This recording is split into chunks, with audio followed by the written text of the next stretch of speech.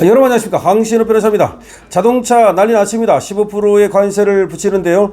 그러면은 지금 나온 얘기가 뭐냐면 우리가 3,100만 원 정도의 현대자동차 중형 모델을 팔았답니다. 우리가 한미 FTA가 적용돼서 무관세였지 않습니까? 이 한미 FTA 참 이거 우리한테는 좋은 거 아니었습니까? 한미 FTA로 인해서 자동차가 무관세였는데 이때는 22,000달러 약 3,100만 원에 팔던 거를 15%의 관세가 부과되면 465만 원의 비용이 추가로 발생한답니다. 그러면 465만 원을 올려야 되는 거라. 근데 465만 원을 올려가지고는 가격 경쟁력이 없기 때문에 현대차는 일단 그냥 가격을 인상하지 않고 그대로 3,100만 원, 22,000달러에 판다는 겁니다. 현대차 중형 모델을 말이죠. 그렇게 되면은 근데 남는 게 없는 겁니다. 그래서 결국은 지금 미국에서 100만 대 정도를 생산하고 있는데 이제 미국의 생산량을 늘려서 120만 대 정도로 하고 그 다음에 지금 한국에 하청 주던 거를 현지에서 하청업체를 구하겠다. 자동차 산업 하청업체 망했습니다. 자동차 산업 미국으로 갈 수밖에 없습니다. 현대차 노조 쫄딱 망했습니다. 심지어 하청업체까지 쫄딱 망했습니다. 다시 말하면 자동차 15% 관세, 이거는 우리에게 그야말로 자동차 사형 선고입니다. 이게 지금 자동차를 내주고 만약에 소구이 시장을 지켰다면, 자동차를 내주고 만약에 쌀 시장을 지키려 했다면 이거는 미친 짓입니다. 한마디로 소고기를 갖다가 우리가 미국 걸 사 먹는 한이 있더라도, 쌀을 사 먹는 한이 있더라도 자동차 관세를 낮췄어야 됩니다. 아니 한미 FTA에 의해서 자동차 관세 0%였던 것을 갑자기 15%를 내게 되면 도대체가 이게 경쟁력이 있겠습니까? 지금 우리나라 현대자동차 중형 모델이 미국에서 22,000달러 정도, 3,100만 원 정도에 팔리는데 만약에 15%의 관세를 붙이면 무려 465만 원을 더해서 3,565만 원 정도에 팔아야 되는 겁니다. 갑자기 그렇게 가격을 올리면 미국에서 팔리겠습니까? 일본은 거의 차이가 없습니다.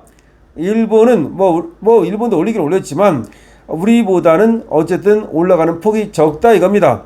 그럼 일본은 우리보다 적게 올리고 우리는 왕창 올리면 일본 차를 사겠습니까? 어느 나라 차를 사겠습니까? 일본뿐이 아닙니다. 우리나라와 경쟁 관계에 있는 나라들이 다 우리보다 관세가 낮습니다. 자, 그렇다면 이제 어떻게 우리가 자동차를 팔 수 있을까?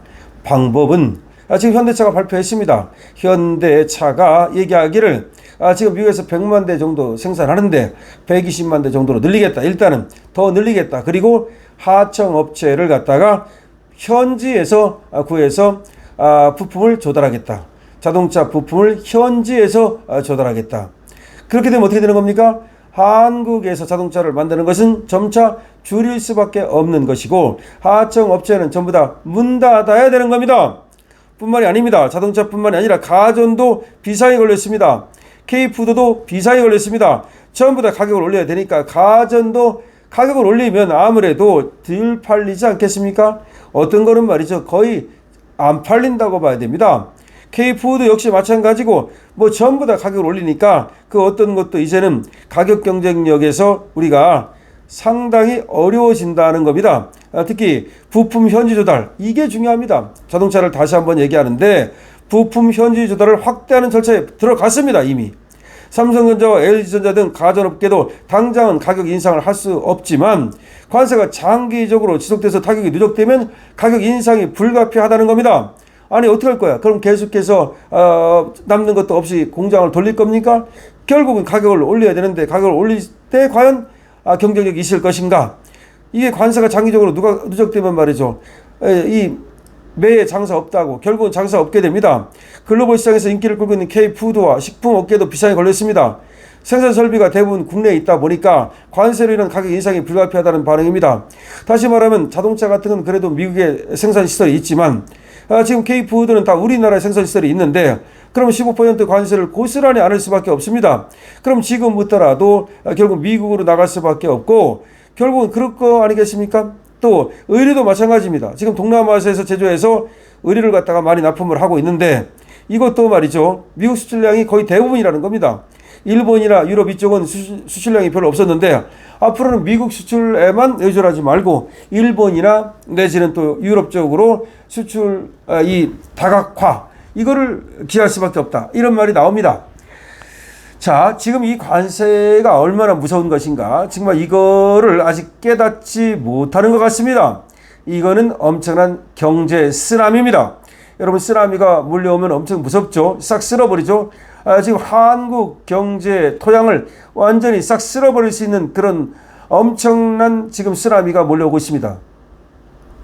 그런데도 불구하고 이재명 정부는 마치 협상을 잘한 것처럼 소고기 시장을 지켜냈다, 쌀 시장을 지켜냈다. 그것도 분명치 않습니다. 미국에서 얘기하는 것과 우리가 얘기하는 게 달라요. 그렇기 때문에 지금 쌀 시장을 지켜냈다는 거 믿지 못합니다. 소고기 시장을 지켜냈다는 것도 만나봐야 합니다. 이재명과 트럼프가 만났을 때 트럼프가 뭐라고 말하는지가 굉장히 중요한 거죠. 자, 그런데 지금 자동차라든지 가전이라든지 지금까지 전부 다 0%였던 관세를 15%로 올린다면 그렇다면 한국이 지금 수출이 얼마가 줄지 지금 장담할 수가 없습니다. 가늠할 수가 없습니다. 도대체 몇 퍼센트가 줄 것인가 가늠할 수가 없어요. 한국 경제에 대한 타격은 얼마나 될 것인가 가늠할 수가 없어요.